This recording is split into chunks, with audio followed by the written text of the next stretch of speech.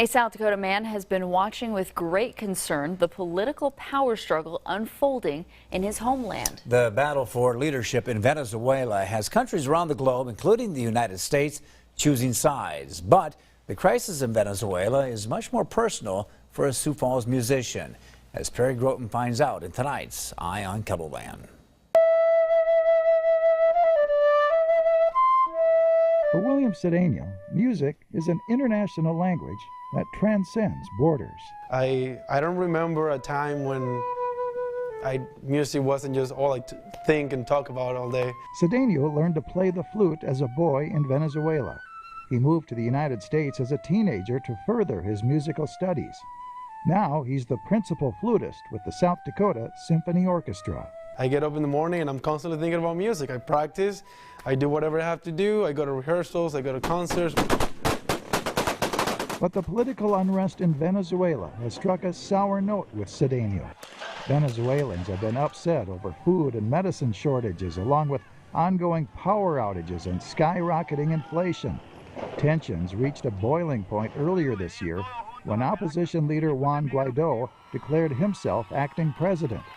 But Venezuela's socialist president, Nicolas Maduro, remains committed to holding on to power. They're so desperate, they don't care who comes in and helps them, right? For them, anyone can come in and take Maduro out and they'll be grateful because that's how bad the situation is. Millions of Venezuelans have fled the country, including members of Cedeno's own family.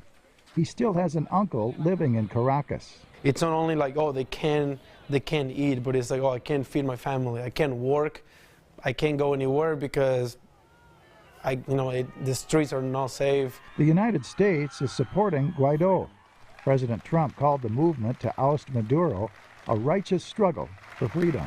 The brutal repression of the Venezuelan people must end, and it must end soon. People are starving, they have no food, they have no water, and this was once one of the wealthiest countries in the world. The Trump administration has said that all options are on the table when it comes to dealing with Venezuela, including taking military action. Would I like Trump to get involved? Sure. I would like for everyone to get involved and help us.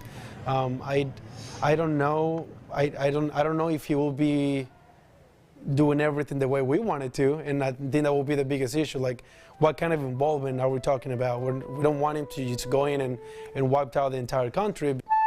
Cedeno hopes all sides can peacefully resolve the Venezuelan power struggle and restore calm in the streets. Cedeno says it's far too dangerous for him to visit Venezuela anytime soon, but he hopes to someday return there, perhaps even perform in Venezuela, showcasing the musical talent that first emerged while he was growing up in his former homeland. The bottom line is that we just want change in our country. We just want Venezuela to at least have a future.